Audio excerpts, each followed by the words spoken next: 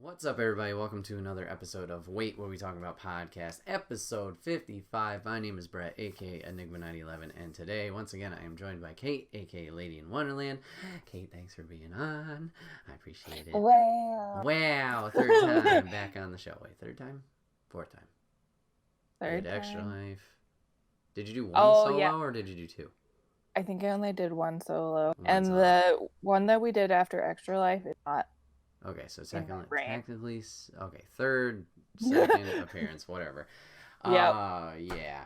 You can catch this podcast live over on twitch.tv every first and third Saturday of the month at 8 p.m. Eastern, unless we pre-record it like we are today, because when this airs on Twitch, we would have gotten back from California, and I have the championship today, so I'm probably going to be tired as balls. So enjoy Blast from the Past, September A. But yeah, normally you can catch it live over here on twitch.tv/enigma911 every first and third Saturday of the month at 8 p.m. Eastern. You can come into the chat and hang out with us and join in on the conversation. If you can't catch it live, you can always go over to youtube.com, search Enigma911, where it's broken out topic by topic and also put as one big video for your amusement. We have two sponsors today. First one, as usual, is the merch store. You can get all of your Enigma 911 swag over there, t-shirts, cups, backpacks, and more. And our second sponsor for today is Extra Life. Remember, Extra Life is right around the corner. We destroyed it last year. We're going to try and do better this year. So the official date for our Extra Life campaign this year is going to be November 30th. That is a Saturday. It's going to start at 12 noon and go 24 hours, 12 noon, playing a lot of games, having different milestones, doing different challenges, having a good time. So if you hang out and support us, whether it is through donations or just eyes or word of mouth, that would be greatly appreciated. And then I forgot to put in there, but remember, we are on SoundCloud now, so you can enjoy all these podcasts in MP3 format. You go over to that page, give us a like, that would be greatly appreciated, and share it with whoever you think would enjoy it. All right, so Kate, you haven't been on the podcast in a while, I feel. I think I had a good string of guests. Yep. Elsewhere. But, and Artemis is here, too. Oh, special guest, Artemis the cat. He was in a box last time underneath the computer. He was here the whole episode last time. You just couldn't see him. So we got some topics today, some interesting ones, some fun ones. So, you and I, for our first topic, we've been diving into the anime realm. The anime realm. Yes. I talked about this with Brent way back when, kind of getting like some recommendations of what we should check out, or I should check out rather, as someone who doesn't really partake in these all that often. I've tried it out, but it's like you're not a weeb yet. I mean, you are now. I mean, I went to a convention for anime. I mean, you did. Yeah. So we finally decided to give a little anime called My Hero Academia a try. There's 3 seasons out so far. As of recording this episode, the 4th season's coming out. As of release, the first episode is out based on recording, or based on airing, and then on YouTube, 2 episodes are out. So, yeah, season 4, ready to go. But this one took at least me by surprise. What do you think overall of the anime? I'm glad that we didn't stop in the first few episodes where we were like, yeah.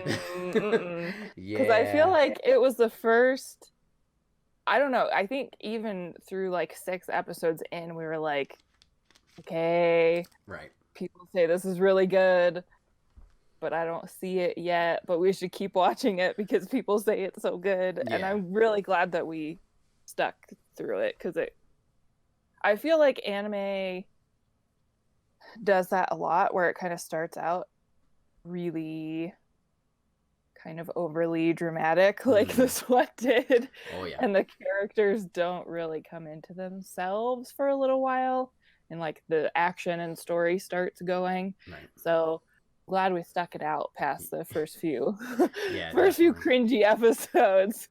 Yeah, I get it. They have to lay down that groundwork of like, why do you want to care about this person's backstory? What is this person's backstory? And then like, how are they overcoming it, or are they reaching that goal that they're chasing after? So if you don't know what My Hero Academia is, it's pretty much exactly what the name says. It's a school for people who have superpowers, or quirks as they call them, and they're learning how to use them to become heroes, which is like a job, is like an official job that they can get paid for to help save people and whatnot. So everybody in the universe, well, most people in the universe have quirks. The whole universe.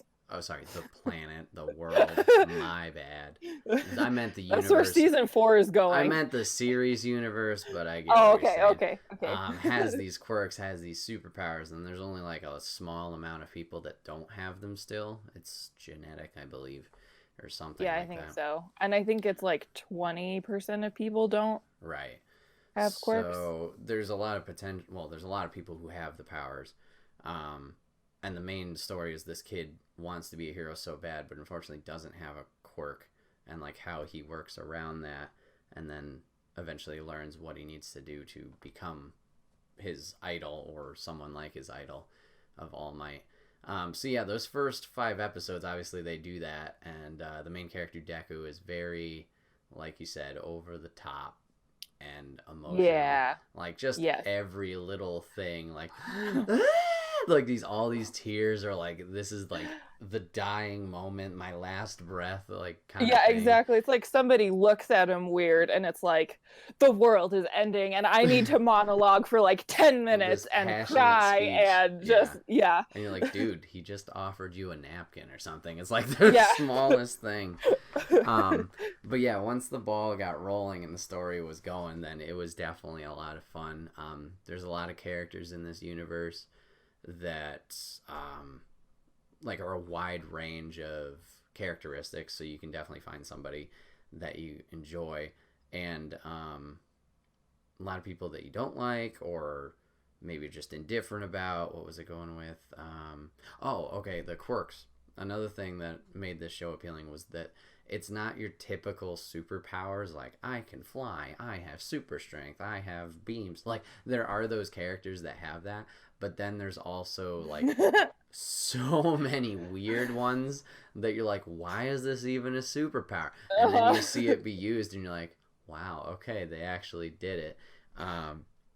So yeah, I kind of wanted to dive into this series, and we can kind of go into spoilers, so just a heads up for those of you guys who haven't watched it. If you'd like to, just be aware of that. We're not going to go in, I don't think, main story points, but just like, this character does this, or this character's cool. Yeah, I think some spoilers. Right. So, obviously just be aware of that. But first, like I said, there's a lot of characters in this. Who are some characters that you might have connected with, and why, as you were watching it? We are going to trash names, by the way. If anybody's here hardcore anime or My Hero fan, we're going to describe people and give nicknames. We're going to do trash on the Japanese names. I'm so sorry. I don't remember people's names. Right. I probably won't pronounce them right. Right. I don't know. We call people weird stuff. Yeah. Okay, so I really like Sue. Mm-hmm. Because she's adorable. Yeah, she's awesome. And great. And I have already forgotten everybody's names. Fire and Ice dude. Oh, okay. He was Totoro. He was Totoro. Yes, Todoroki. Thank you. That's how you remember. And then my most favorite, Birdman. Mm-hmm. He's who I also can't remember his actual name. Mm-hmm. But he has Dark Shadow. Yeah. And for reasons that have not been described at all, he just has a bird head. Yeah, he's a normal person. Some people just do. That's like part of their quirk or not part of their quirk, and they just have it. Like, it doesn't have really anything. Like, Dark Shadow has a bird head shape. Yeah. But him having a bird head doesn't seem to have anything to do with it. He just does. Yeah. The world has a lot of different unique people. Like, there's a police officer that's pretty much Officer Scruff McGruff is a dog. Yep. And then the principal of the high school is like a bear mouse thing. And they even made a like joke a bear about and a mouse. Then he's like, am I a bear? Am I a mouse? We don't know. But here I am. I mean, he's adorable, whatever he is. He's funny. Yeah, so you got Sue, who's her quirk is just simply named Frog. So she has all the abilities of a frog. Yep. You mentioned Dark Shadow for Birdman, whatever he is, but he can summon a shadow-like being. Thank you. To kind of like kick ass and stuff, and apparently gets more powerful in the dark, but he can lose control in it. And then you mentioned Todoroki, who has technically 2 quirks. So half of his body is ice, and then the other is fire. So he can shoot both projectiles, and he's learning how to, I think a couple episodes, they might have showed his ice half, like protecting himself with a shell, but I don't remember. Yeah. So he's basically a firebender and an ice bender. Correct. So he has that dynamic. But yeah, I agree with all those characters. I didn't think I was going to like Todoroki at first. Like, I had seen Instagram posts of, like, people cosplaying as him, or just artwork of, like, oh, he's the best, blah, blah, blah. And it was like, is it one of these, like, I hate to use the term, but edgelord, like, there's everybody's like, oh, he's the bad boy that, like, everybody likes because he's all lonesome by himself and emo. And it was like, great. But no, it was like seeing his character development and, like, what he has to do, or why he's doing what he's doing. His backstory, it's definitely made him more interesting, so I get that. Yeah. Birdman is Tokuyami. Thank you. I just looked it up. And then some characters that I really like, for stupid reasons and purely stupid reasons. There's this little kid who's purple. I'm blanking on his name too, but I put it in my Twitter post about this. He is awesome just because of how ridiculous and over the top he is. Now, it's not just like, oh, he's goofy and zany. Yes, he is. But he's also a mad pervert. And he just really is. I don't know. It's just like seeing the things that he attempts to do, or like how he acts around the girls. It's not like, oh, that's the right thing to do. It's just fucking hilarious how he just goes and loses it. Oh my god. So I love him just because he always gives me a good ass laugh. Mineta is his name. I'm sorry? Mineta. All right, with the M. That's Right. And then other characters. Okay, my top character is one of the teachers, Shota. He is amazing. I was really iffy on him at first. So when you first meet the character, he's like really tired all the time, and his eyes are bloodshot, which you learn why they are. But he like literally brings a sleeping bag to class, and he looks like a freaking caterpillar, just like, and then he like passes out in class while the kids like figure out whatever the lesson is. And I was like, they're like, what are we supposed to be doing? Yeah. He's like, bye, I'm going to sleep. Taken out, yeah. So I was like, that's kind of weird. I was creeped out by that. But then once again, the story progresses and things happen, and he steps up heavily to the plate. And his quirk is interesting. So his eyes are bloodshot because as long as he's staring at someone, he can cancel out their ability, so they can't use it. So during fights, he has to pretty much constantly keep his eyes open. Because it stops if he blinks. Right. Anytime he blinks, they can get it back. And then he has some like scarves that I don't. Does he control? They've never said how. It's like, it seems like he can just control them with his mind. Right.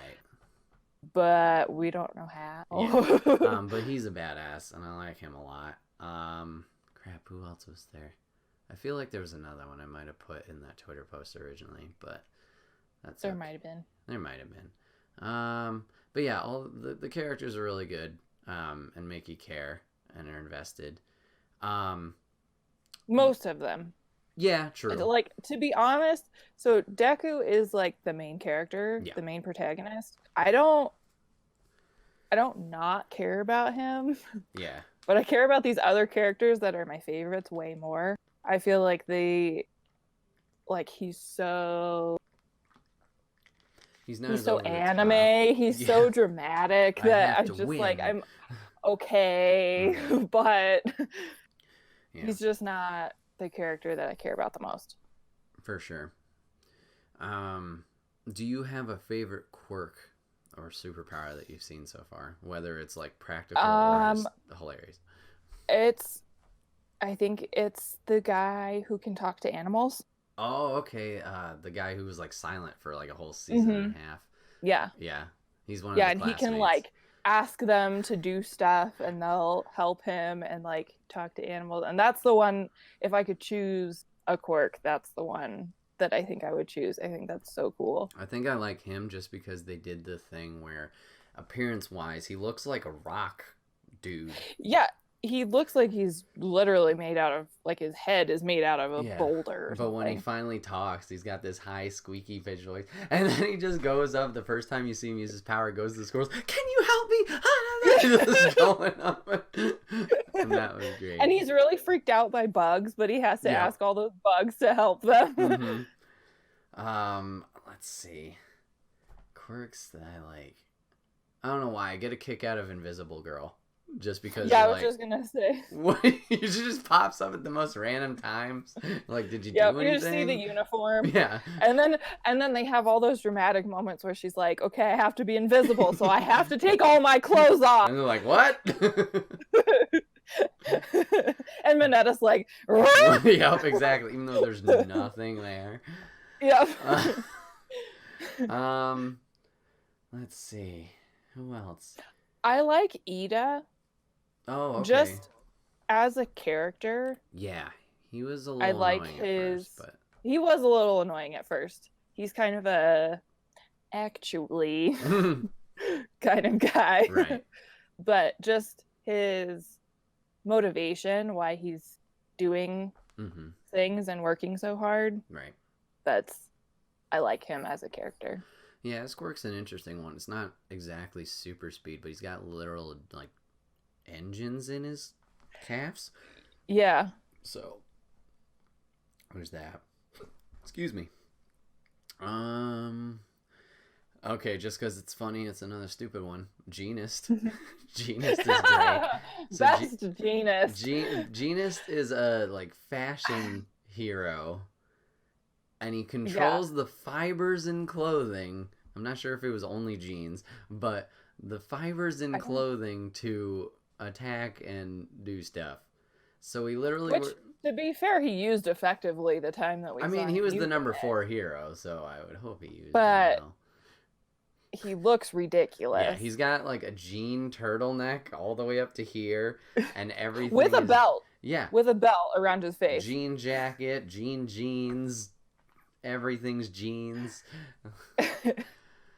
Ay.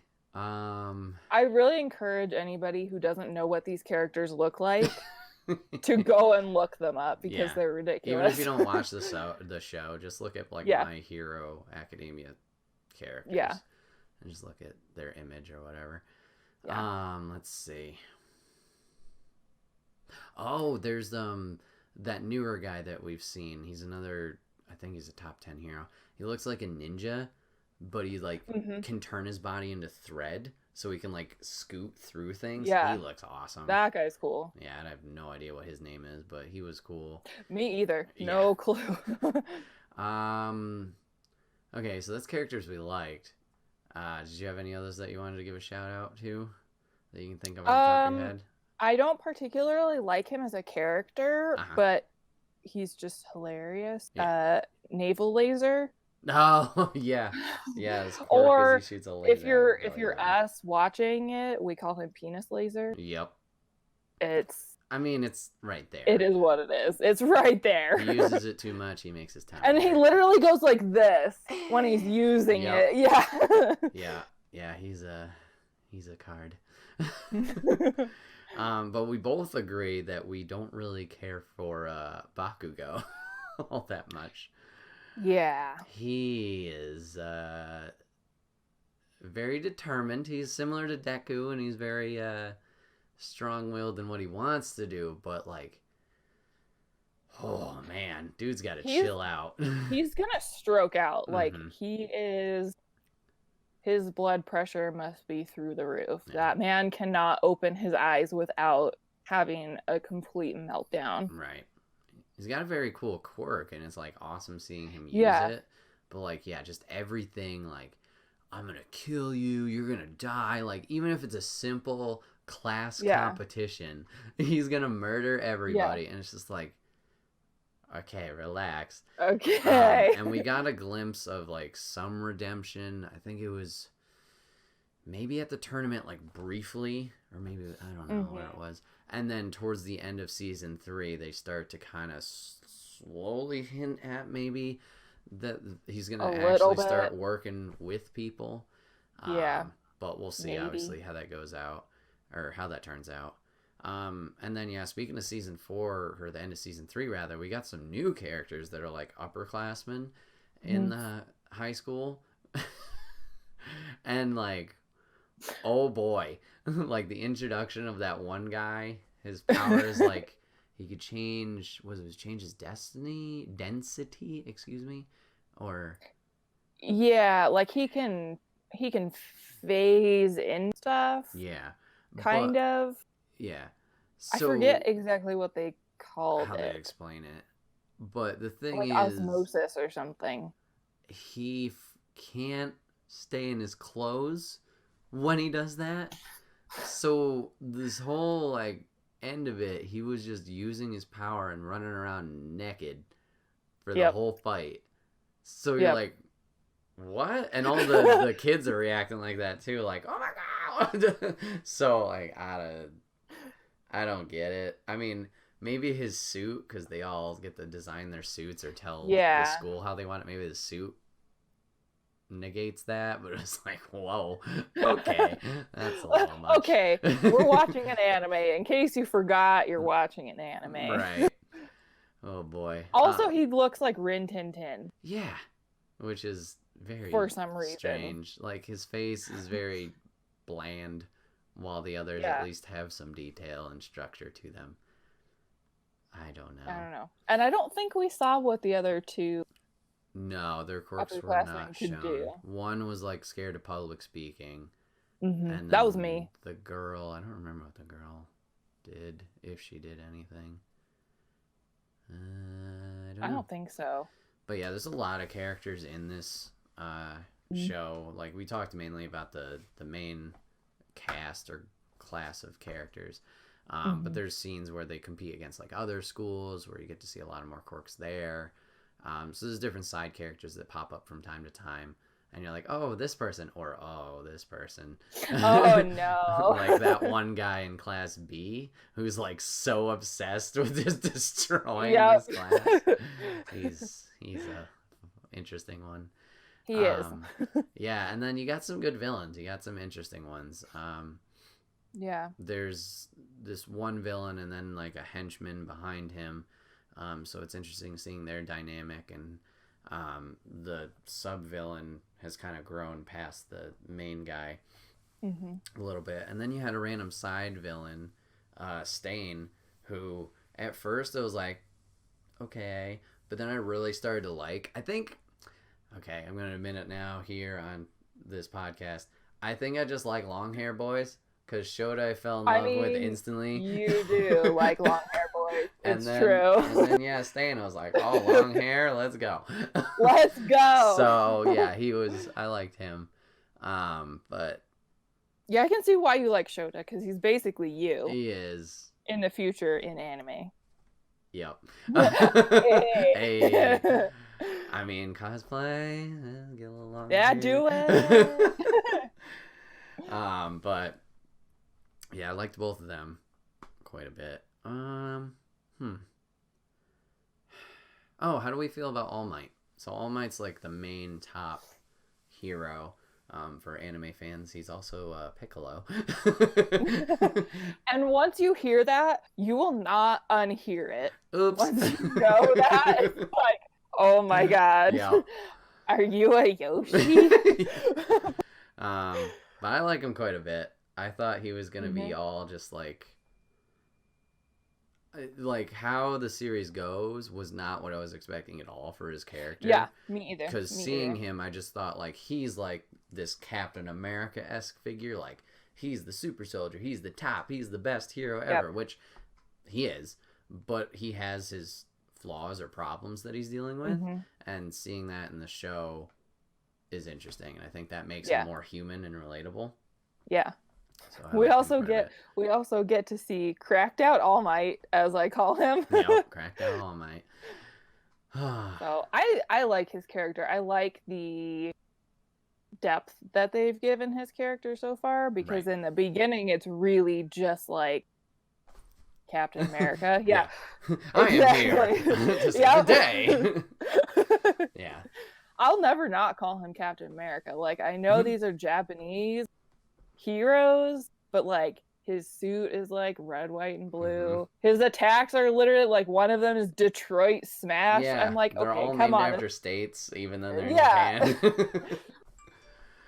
So, I mean, I'm sure that's not a direct translation. Well, I'm not sure. I imagine that's probably not a direct translation of what they were originally. I would be interested to know, actually, what they were in the original Japanese. But I like his character a lot, and I think he's very interesting. He's one of the most interesting, and I care about him the most as a character.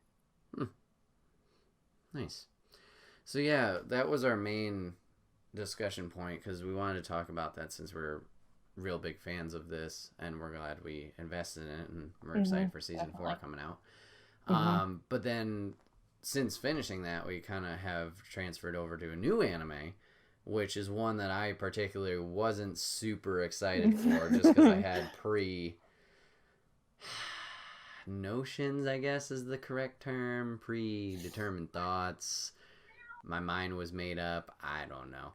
But we started. You watched a few episodes. Yeah. And didn't like it, and you were like pretty much. Yeah, I was like, all right. Like it. If you can hear crazy cats in the background, they're crazy. All right. But that's what that is. So we started watching Attack on Titan. We recently have finished season 1. We plan on going through season 2 and 3 eventually. But yeah, this was an anime. You said this is one of your favorite, right? Of all time? Okay.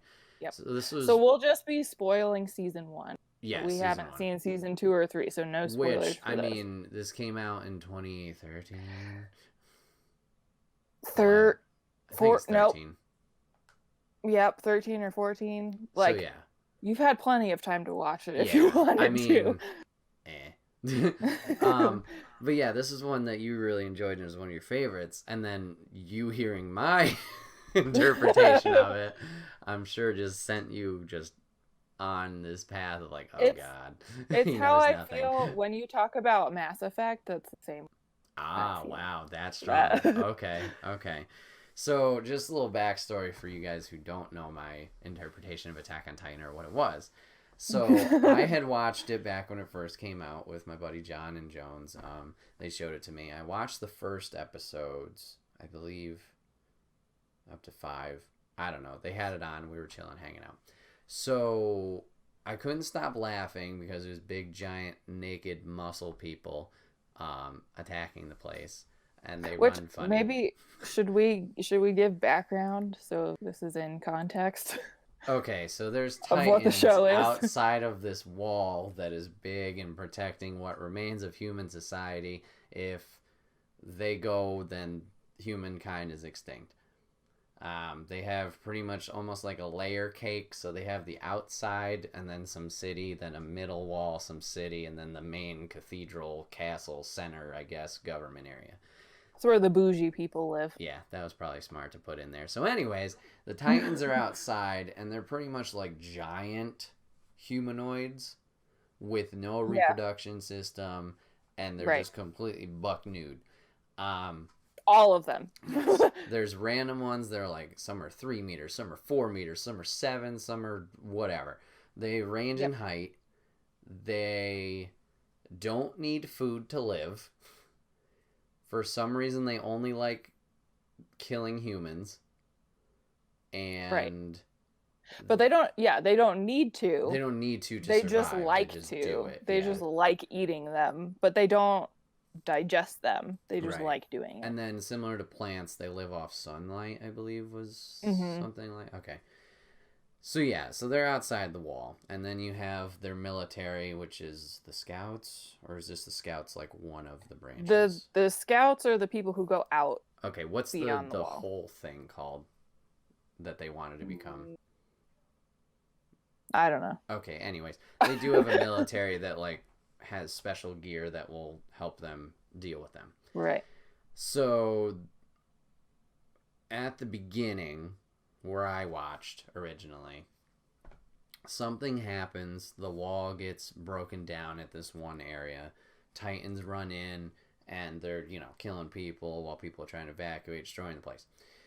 It starts with two kids, brother and adopted sister, going home, and they're trying to save the mom. She's long gone, and she gets eaten. Obviously, the kid's emotional.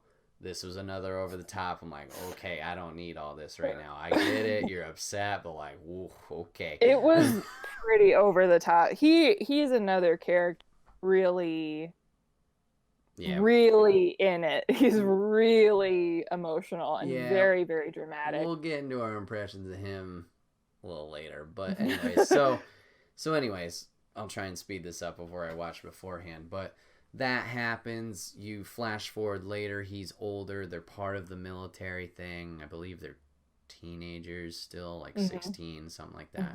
So anyways, from what I recalled, they went to another attack had happened. Titans were somehow broke down another wall, yada yada. They were going to help. So you're following this main character, and he's all heroic, and we're gonna save the day, blah blah blah, yada yada. So he's using this special gear. It's similar to Spider-Man. Shoot some hooks out. They can shoot like exhaust out the back to kind of help boost them.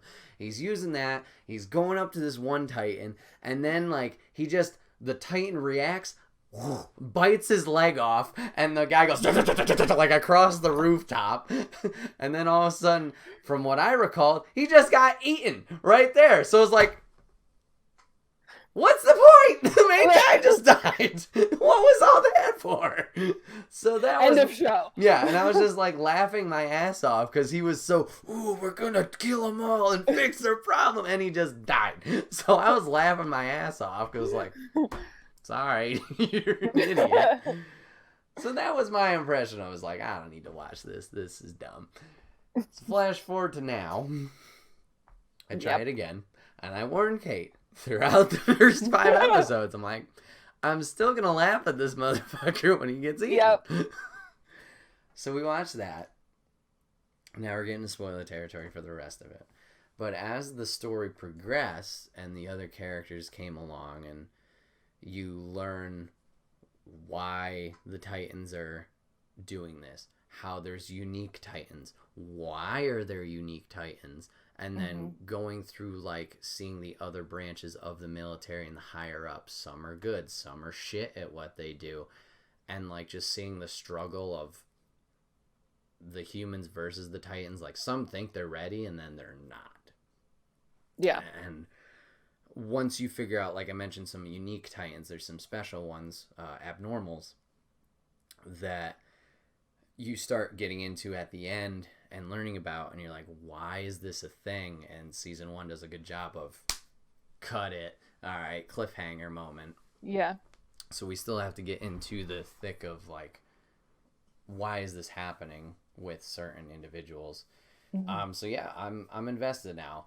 Now, we talked about the main character, Aaron, how he's very over the top and gung-ho and a whole lot of stuff. This is where Attack on Titan, for me personally, differs from My Hero Academia. My Hero Academia, I like the characters and I'm invested in the story. Attack on Titan, for me personally, is I'm invested in the story. I'm not like, yeah, this person, there's like no connections super with anybody like in this one. It's weird. I agree with you. It's still one of my favorites, but I'm not, like you said, I'm not as invested. I'm not really attached to any of the characters. There are some that I like and I think they're cool or like powerful or they're good at fighting or whatever, but I'm not attached to them. Like Sue in My Hero, I really, really like her and I'm really attached to her and I think so cool and cute. And I don't have anybody like that in Attack on Titan, and I don't know if it's just like a difference in writing style or a difference in there's not as much space in the story and how they're telling the story to go into each character and make you care about them. But I feel like we did get some backstory on a couple of them. A little bit. But not very much. So it's really not focused on who the characters are and why you need to care about them. Yeah. It's more focused on telling the overall story. For sure. I 100% agree with that. Like, going back to My Hero, we've learned individuals, like, backstory. Like, obviously, Deku, we know what his thing is. Bakugo, we kind of are getting glimpses of that. Todoroki, we understand why he's so divided in what he does, or at least his choices. Yeah. I'm forgetting Gravity Girl, but we know why Gravity Girl is trying to be a hero. Ida, you mentioned before, he's so determined and family-oriented. That's his thing. Yeah. Like, they invested, or at least gave you, like, even if it was a quick 2-minute, here it is, at least you have that info, and you're like, oh, I understand why you're making ABC choices. This one, it's just like the current situation. Like, here's the problem, deal with it. There's no really backstory, except for maybe Eren and his dad, and then Mika-san, I think. Mika-san. And, like, the adopted sister, and learning, like, oh, why is she adopted? Oh, okay, this thing happened, and why is she so attached to Eren and, like, protecting, and... So, they just... It's weird to say it, too, because you would think, like, in order to be interested in something, I'd have to be interested in the characters, too. Right. And it's weird to say, oh, no, I'm not. It's just the story. Yeah.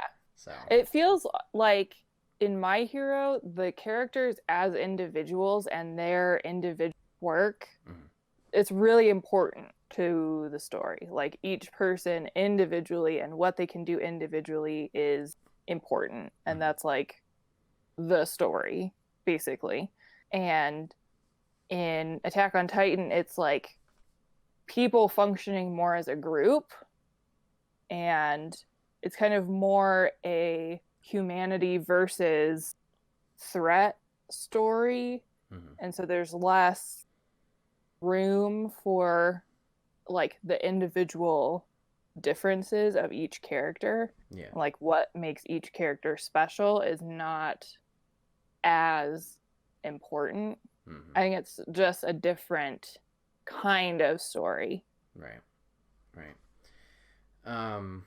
But yeah, getting into spoiler territory. So we mentioned the abnormals before. This is a big, interesting hook for at least season 1.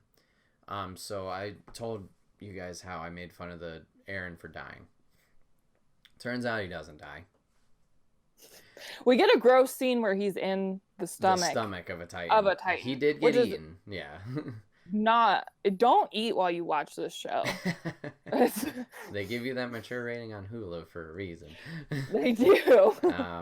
So he actually turns out to be one of these abnormals. So it's something he can learn that he can trigger on his own. But it, at first obviously happens on his own. But he can become a Titan when he inflicts pain on himself or has a clear, strong motive of what he needs to do.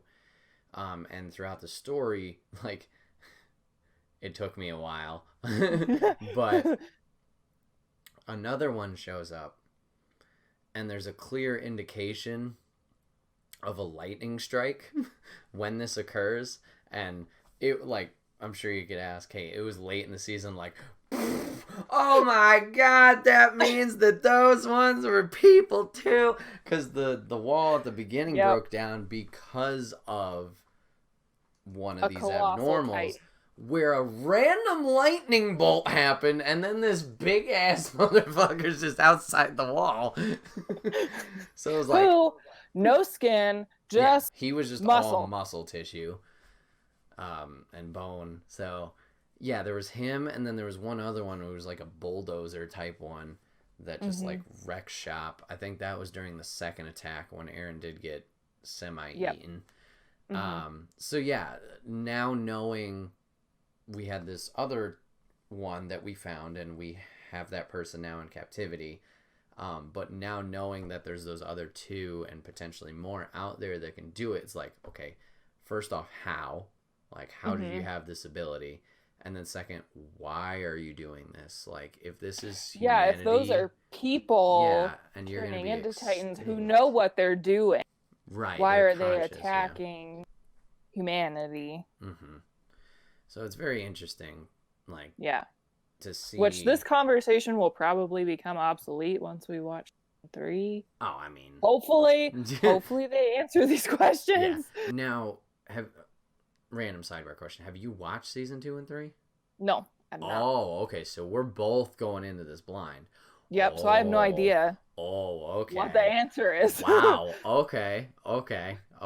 I didn't know that. I thought you knew what was going on. Okay. Wow. Okay. Nope. That's gonna be interesting. I don't know what's gonna happen. So we can bounce ideas off each other. Okay, cool. It's not gonna be just like it's this bitch who's blonde. Oh, it's this bitch who's blonde. I don't fucking know. And then the moment of like, what? The lightning. That was a great moment. That was a wonderful moment. I enjoyed that. I bet. Okay, so that'll be fun seeing how this goes. So I'm very interested to kind of take over the conversation. Go for it. In the moments that we've seen in flashback of Aaron with his dad saying, if I die, you have to have this key. That he randomly got around have his neck. to, somehow. And you have to come back to our house and go into the basement. Yeah. No matter what. Like, this is the most important thing you will ever do, is to figure this out. And then in other flashbacks, we see his dad doing something to him, like injecting him with something and apologizing. Right. And saying, like, I hope you can understand how to use this power, why I would do this. So that leads me to believe that somehow that allows him to turn into a Titan. The injection. But why? Yeah. But why? I don't know. It seemed like the dad was pretty well known around. He was a doctor. Yeah. And somebody said, like, he saved us from the plague. Single-handedly or something. So he was like a really important doctor. Still living on the outer ring in a small house, but whatever. That the dad, I'm wondering if the dad is dead or he's got to pop up, right? Like he just like right, because we don't actually see... left. Yeah, he's like, I need to go to this meeting. Yeah, and then somewhere. The Titan shit happens. So I'm like, it wouldn't. So he could still be alive. We don't see him. It wouldn't make any sense. But I don't want him to be one of the other abnormals that was wrecking shop. Yeah. Because that, like, it would make no sense of why that would be the case. But I could see it happening in typical any entertainment. Yeah. Oh, the dad was the evil one the whole time, or the parent, or this long lost friend, whoever. But yeah, he's got to show up. There's got there was no scene showing him dying. We haven't seen a dead body. We haven't heard of him in forever. No, they just never talked about him again. They weren't like, hey, my dad rode off to go to a meeting in the Capitol or something. Like, has anybody seen him? Right. So the question is, if and when they finally get to this basement, did the dad just go back? Does he have his own key? And, has he been just chilling down there trying to figure out, maybe an anti-Titan thingy? Right. Or, what? It's going to be interesting. Well, not really unrelated. Unimportant to the story at all. Sidebar. The dad also reminds me of you. Oh, he's Ponytail Man. True. And he's got the glasses. I can see it. But yeah, and then once again, just going back on the military, I think it's an interesting dynamic to show how inexperienced these guys are. And I was mentioning it in the Forest season to you, the group we were following was supposed to be the elite of the elite, and it seemed like only this one small unit of them was that. The rest of them were getting picked off like flies. And it's so sad because you're like, you want to have faith that, you know, they're going to do it. They're going to pull out of this and, you know, win. And then just like seeing them get trounced and wrecked. Is like, I know. Oh, this is a punch right in the gut. And oh, man. Yeah. Which is something that I like and I don't like because it's really like, these are supposed to be the best people and you really believe in them and you know them a little bit as characters. Yeah. And you've seen them training and they're very prepared. And then they go out and it's just like, nope. Just because they're good guys doesn't mean they're not just going to get bitten in half by a Titan. Yeah. Which I appreciate because I get pretty tired of the like trope that since they're the good guys, they're going to win no matter what. For sure. I kind of appreciate that it's like a little bit more, it seems like realistic. Yeah, my only thing is I think I'd like it better. Like, obviously you need the Expendables to make it a threat, like the Titans an actual threat. We had a very quick glimpse of it in that small elite group of the trio going at it, where the one guy led the charge and they had maneuvers where they tricked the Titan. I think if we saw more like back and forth fighting a little bit between some of the higher ups, like see these maneuvers. Oh, she slid on between the legs, then she went up here. Maybe she didn't cut the back of the neck right away, but like he blocked it and then this happened. If we had a little bit more back and forth, I think I would enjoy that more. Yeah. Would it take away from the threat? I don't know. Like, maybe you still have those ones that are quick eliminations, but, like, still keep this main squad. Like, I think if the 3 of those people, spoiler alert, didn't die, I would still be like, they could come back beaten, either just mentally or, like, physically they have some wounds here and there, but, like, they're still at least there in the fight.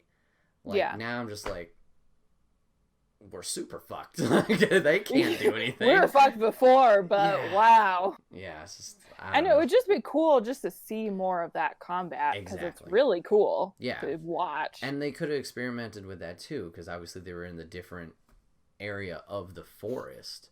Like, obviously the rest of it has so far been in the city, the villages and cities or town area, which obviously still cool, but you have a little bit more flexibility with movement of tree to tree or swooping through or whatever it is. Instead, it was just like, we're going to have this long conversation while we're happening to not hit a tree in this line. So, I don't know. Which always, I know I said this to you while we were watching it, it always worries me because they're going really fast.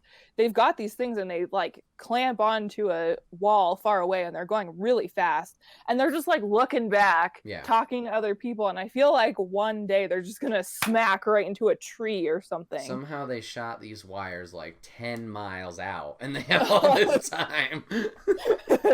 Nothing in between. Yeah, no. Just like, okay, sure. Whatever. But yeah, I'm glad that you've got me back into it and decided to try it again. There's another one that we tried briefly, which we're probably not going to talk about too much, but Death Note, which I think I just didn't like because like this is not at all what I was expecting. But that's another one I'd like to give another try. And then we've talked about a few other ones to kind of poke our head into and maybe give a shot here or there. But yeah, I've been enjoying the ride that we've been going on, enjoying watching them. I definitely didn't think I would be as invested per se, but glad we did that. Yeah, me too. I'm so interested to know how Titans came about. Right. Like, were they experimenting on people and it went wrong? Or like, how did they happen? How did they evolve? Also, how did humanity build these walls without originally?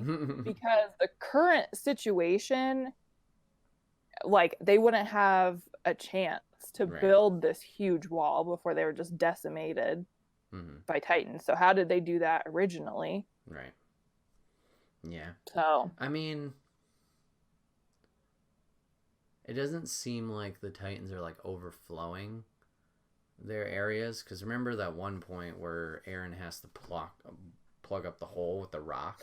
There were a few Titans in there, but there weren't like a lot. So yeah, like I wonder what the original city is like. Like, is there just Titans walking around in there, or is it kind of just barren and empty? Right. Because you could probably salvage that if it's clear. But yeah, I don't know. We'll obviously find out. Yeah, it's a good one. Yeah.